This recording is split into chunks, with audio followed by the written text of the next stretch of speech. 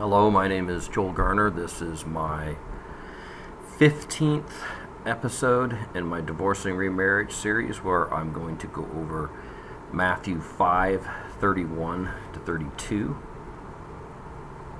So I will go right to that passage and read it.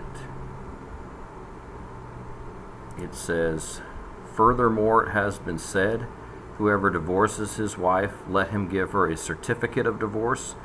But I say to you that whoever divorces his wife for any reason except sexual immorality or fornication causes her to commit adultery.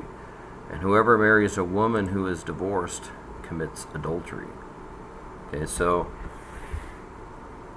this, by the way, the statement here about the divorce is also in the original Matthew 19:9. So it's in the current Matthew 19:9, it says, except for sexual immorality or fornication, and marries another commits adultery. And here it says, causes her to commit adultery, which is what the original Matthew 19:9 actually said. So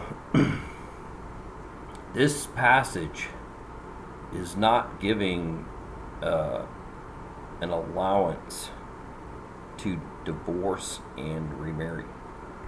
It's simply saying that if a husband divorces his wife for any other reason, then it's porneia in the Greek. He causes his wife to commit adultery. Okay? So that is not permission to divorce, and it's certainly not a command to divorce. In 31, it says, "It has been said, whoever divorces his wife, let him give her a certificate of divorce." Okay. What Jesus is talking about here is Deuteronomy 24, 1 to 4.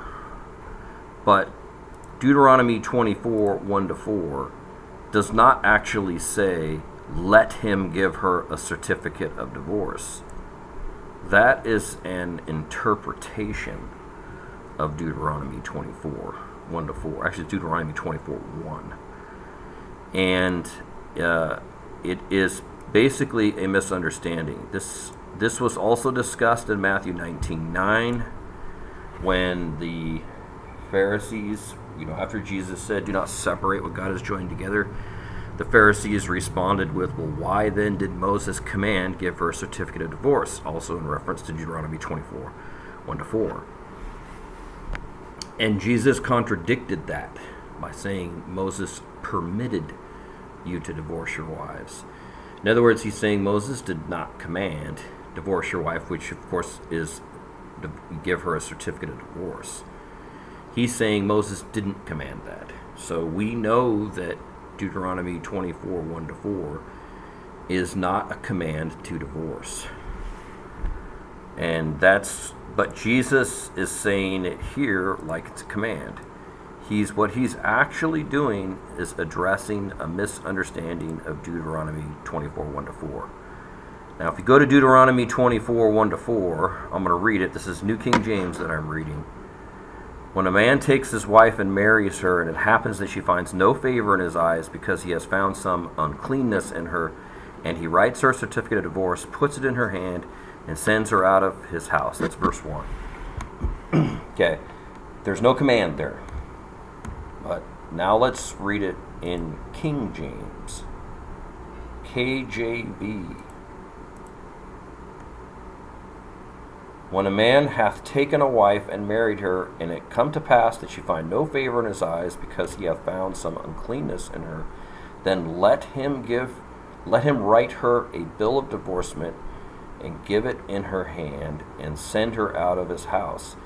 That's like a command. He's basically saying that they're allowed to give her a bill of divorcement, but the New King James Version does not say that, as well as many other versions. Here's New King James again. It says, "And he writes her a certificate of divorce and puts it in her hand." No, let him. There's no permission there given to do this. And when Jesus says to the Pharisees, Moses permitted you to divorce your wives, he's not actually saying that Deuteronomy 24, 1-4 gives you permission to divorce your wives.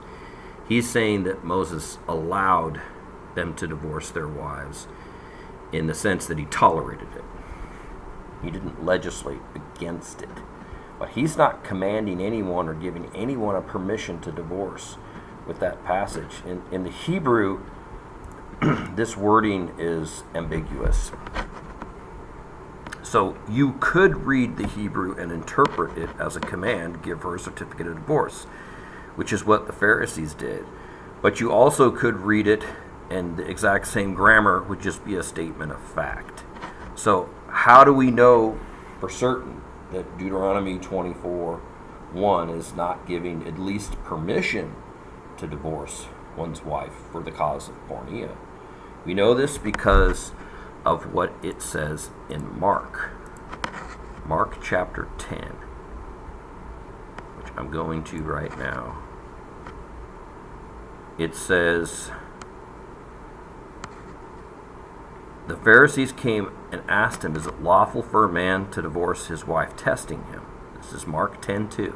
Okay, so is it lawful for a man to divorce his wife really means, is it lawful according to the Old Testament? Because that's all of God's word that had been written up to that point in time. And Jesus answers this down in verse 7. For this reason a man shall leave his father and mother and be joined to his wife, and the two shall become one flesh. So they are no longer two, but one flesh. Therefore what God has joined together, let no man separate. The statement, therefore what God has joined together, let no man separate, is a crystal clear command not to divorce. This is exactly how Paul, speaking specifically of this statement in Mark 10 and in Matthew 19, interprets that in 1 Corinthians 7. He says that not I, but the Lord commands, a husband is not to divorce his wife, a wife is not to depart from her husband. That's what it says in that passage. Okay? So that means that this is actually, he's actually saying do not divorce. This is exactly how Paul interprets it. This is the answer to the Pharisees' question, is it lawful for a man to divorce his wife? That question is it lawful according to the Old Testament? And Jesus said, no, it is not lawful according to the Old Testament. So we know that Deuteronomy 24:1 is not giving permission to divorce your wife, because Jesus said, no, it's not lawful to do that. So we know that Deuteronomy 24:1 is just simply a statement of fact. The New King James has it translated correctly. The King James does not. I know there's a lot of believers who esteem the King James Version so highly that they view all the other versions as counterfeits, and only King James is correct. Well, King James Version, just like any other translation, has translational errors. And in Deuteronomy 24:1, they did a bad job translating it. It's not accurate. It actually contradicts what Jesus says in Mark 10. And there's no way that it can be correct. It's not a permission. Let him give her a certificate of divorce is not what was originally said by Moses. Now, I'm not trying to bash the King James Version. I mean, all of the translations have issues. They all do. None of them translate perfectly. You know, if you're going to try to nail down doctrine, what matters is what was originally said in the Hebrew and Greek. Because the Bible was inspired in Hebrew and Greek. It was not inspired in English. Our English Bible is a translation of it, and the King James Version is not some perfect, super holy version without flaw. It has flaws. It doesn't necessarily have a lot more flaws than other translations do. I personally think it's a good translation overall. But there are a few passages in the King James Version that are problematic, and they don't translate it correctly. And unfortunately, Deuteronomy 24:1 is one of them. So I'm going to go back here to Matthew. So when Jesus says, whoever divorces his wife, let him give her a certificate of divorce, okay, which it's in quotations here in Matthew 5:31. He is not saying this is a direct quotation from Deuteronomy 24:1. He's referring to Deuteronomy 24:1, but what he's really doing is addressing a misunderstanding of Deuteronomy 24:1. Now you can see in other parts in this is Jesus' Sermon on the Mount. Let's go to, here's verse 21. It says, you have heard that it was said to those of old, you shall not murder, and whoever murders will be in danger of the judgment. Okay, you shall not murder is a direct quote. It's one of the 10 Commandments, and that's how it's said. But the statement, and whoever murders will be in danger of judgment, is not a direct quotation from the Old Testament. You could say it's a summary of parts of it, or it's implied. It's not a false statement. It's just that exact wording is not in the Old Testament. So we know that in this same passage, when Jesus is referring to these sayings or statements, which were apparently common among the people at the time, he's not always directly quoting the Old Testament. He's actually quoting what they're saying. So in Jesus' time, people were saying, whoever divorces his wife, let him give her a certificate of divorce, which was a really big deal to the Jews during Jesus' time. They have a lot of this written. The Mishnah has a lot written about divorce and the correct procedure according to their traditions to do it. And that is actually speaking of the time of first century Palestine. And the Mishnah, for those of you who do not know, is rabbinic writings, a lot of which were around Jesus' time. So that's what it's in reference to. And when Jesus says, but I say to you that whoever divorces his wife for any reason except porneia causes her to commit adultery, okay? Jesus is referring explicitly to Deuteronomy 24:1-4 there. What he's saying that if a woman does anything other than commits porneia and a husband divorces her, he's causing her to commit adultery. Okay. In Deuteronomy 24:1-4, let's go to verse 4. It says, then her former husband who divorced her must not take her back to be his wife after she has been defiled. After she has been defiled is in reference to the woman in verse 2 and 3 going and becoming another man's wife. And then that second husband either divorces her because he hates her or he dies. And Moses is saying the woman's now defiled. Okay? So Jesus is basically saying that defilement is adultery. And not only that, the husband who did the divorcing is also to blame for the adultery that his wife commits. So that's not what Jews in Jesus' time were keying in on. They were keying in on Deuteronomy 24:1, where it says she finds no favor in his eyes because he has found some uncleanness, which is erwat davar, and he writes her a certificate of divorce, puts it in her hand, and sends her out of his house. This is what they're focused on. What erwat davar is translated as uncleanness here in New King James. It's got a footnote here. It says literally nakedness of a thing or indecency. And they had a huge debate over what that meant.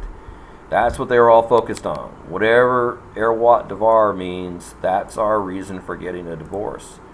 Whereas Jesus is bringing up that Moses is calling the second marriage defilement.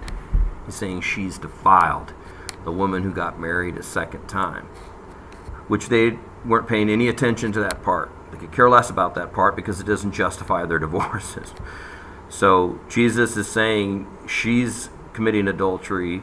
You know, it says anyone who marries a woman who is divorced, that's what it says, commits adultery right here in verse 32 at the end of it. Okay, Jesus is saying that second marriage is adultery, and that the husband who divorced his wife for reasons other than porneia is to blame for her adultery, which is not a concept that Jews in Jesus' time were thinking about. They ignored that part. They didn't grasp that implication.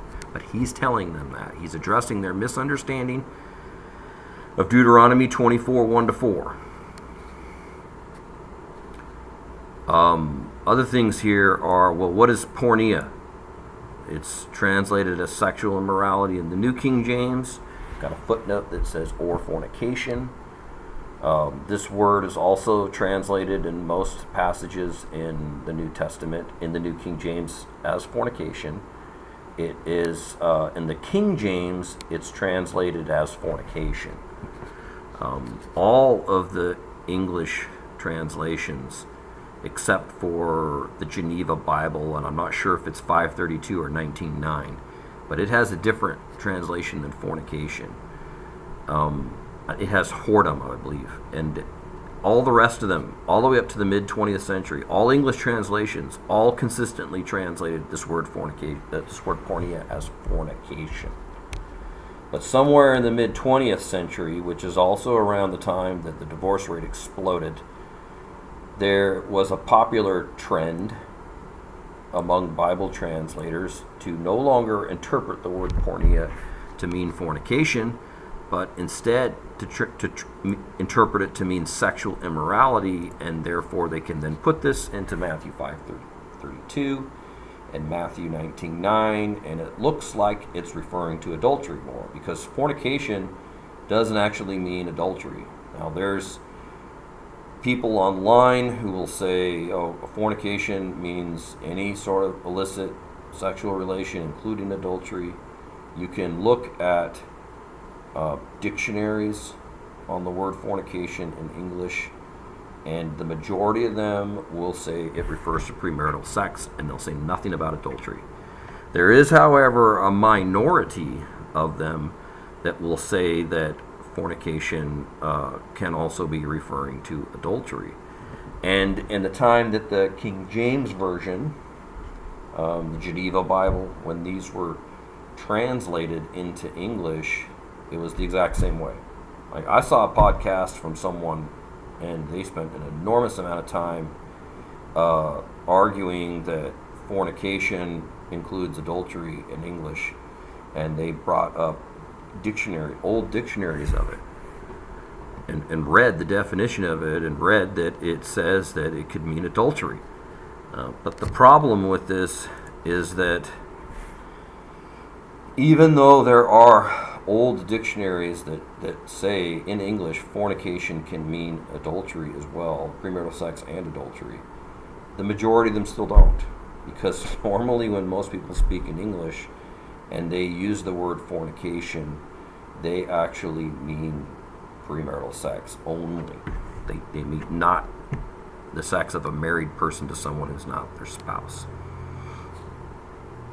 So the guy in the podcast I saw did a terrific job arguing this. I thought it was excellent. But the problem is it's misleading. He undoubtedly ran into the same dilemma that a bunch of these dictionaries that are even very old also still say it just means premarital sex. Unfortunately, in English, fornication has been used to mean adultery, but the vast majority of the time, that is not what it means. And the dictionaries reflect that. Most of the dictionaries, past and present, interpret fornication to mean just premarital sex. So, what does it mean in English? What does porneia really mean? Because if you say it means fornication in English, that probably means just premarital sex, but technically there is some usage of that word to mean more than that, to mean adultery as well. But the word porneia itself, and I intend to make a video on just porneia, which will probably be rather lengthy. It has multiple usages. It generally means one of three things. It means prostitution. It means fornication or it means a sexual sin, usually translated as sexual immorality, when that's how the translators assume that's what it means. But sexual immorality is the same thing as sexual sin. We just don't usually use the term sexual immorality in modern English. We use the word sexual sin instead. But they actually mean the same thing. So if you study porneia, the usage of it in the New Testament, which is one of the things I intend to go over in a video on porneia, most of the time it means either fornication or prostitution. There's no passage that for sure means sexual immorality with porneia, but it did mean sexual immorality or sexual sin when used by Greek writers of other writings, especially in the post-New Testament period of time. And there are even early church fathers who read Matthew 5:31 and 32, and they thought it was actually referring to adultery. In other words, they thought the statement was sexual sin, but really referring to adultery. There are some of them that believe that.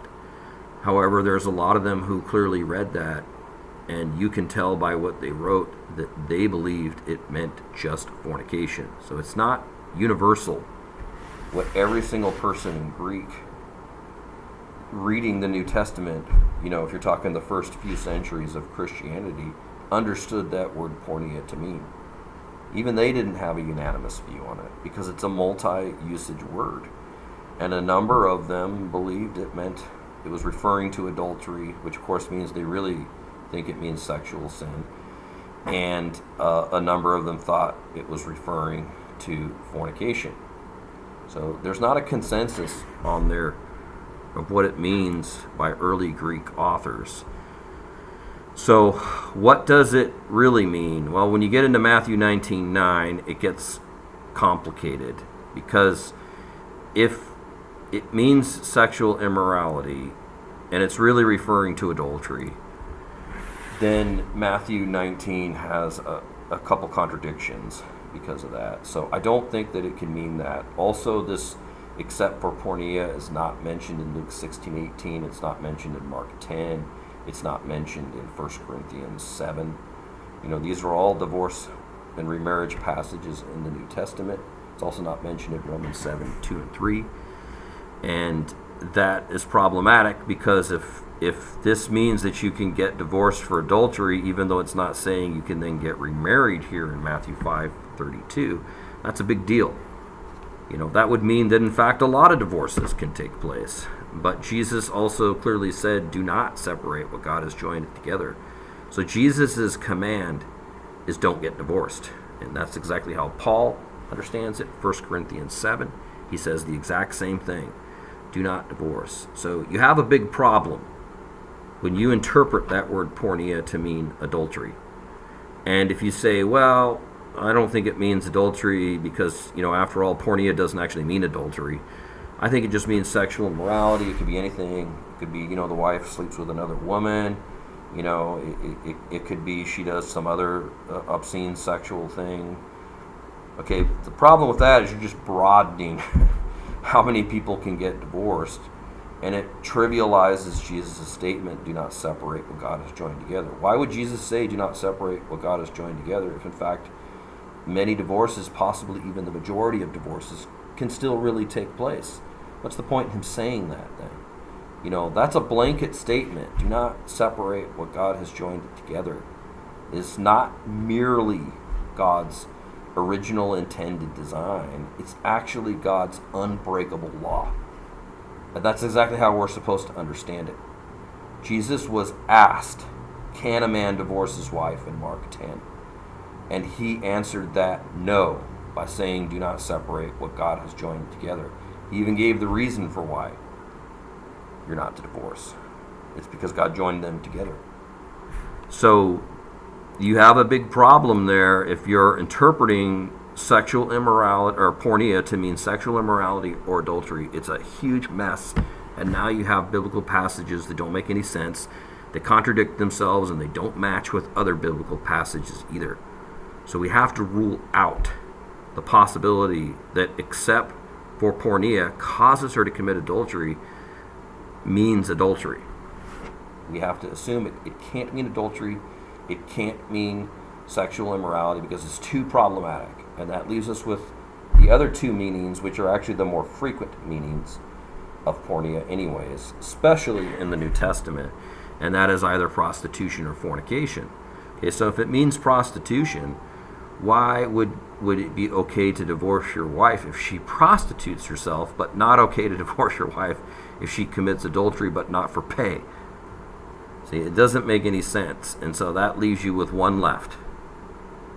And that one left is fornication.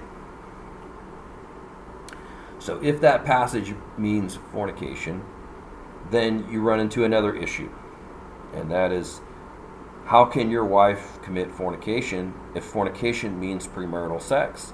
She's already your wife. You're already married to her. Even Jesus is talking about someone who's already your wife. He says wife there.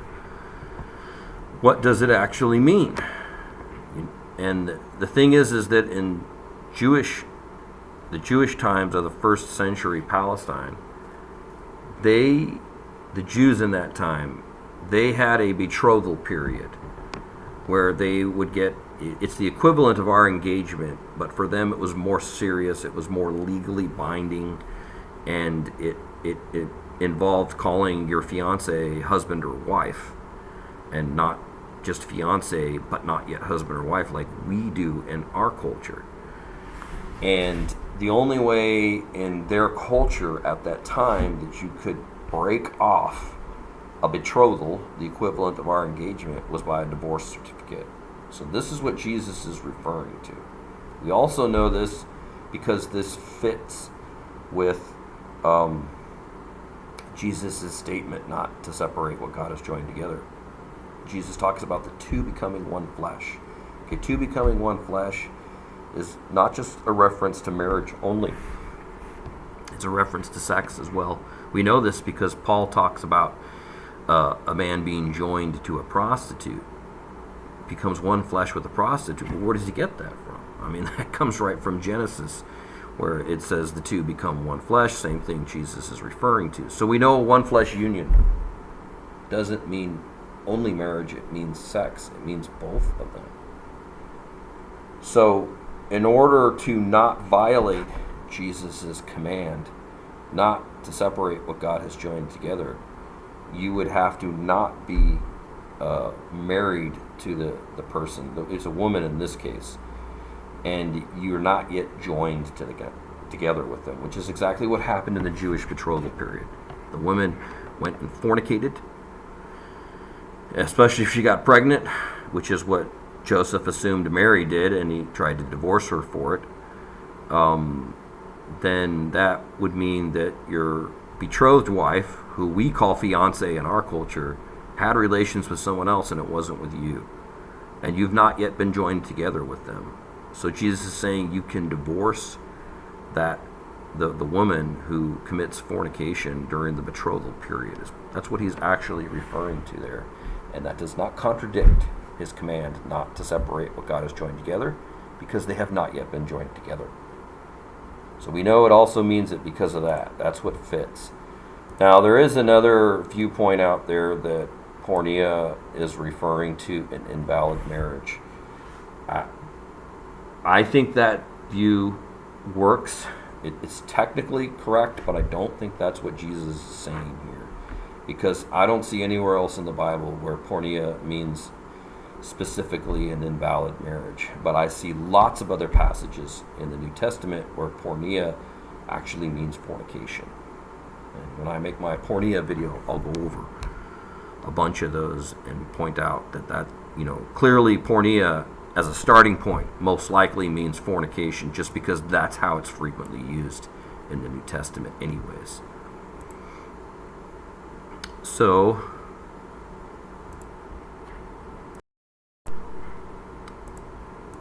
the other thing here worth pointing out is that it says at the end, he says, and whoever marries a woman who is divorced commits adultery. Okay, what Jesus is actually referring to there is what happened in Deuteronomy 24, 1-4, when the woman was divorced from her husband for the cause of uncleanness or nakedness of a thing, and then went and married another man. Jesus is saying that that man, the second husband, is committing adultery with the first husband. That's specifically what he's referring to here.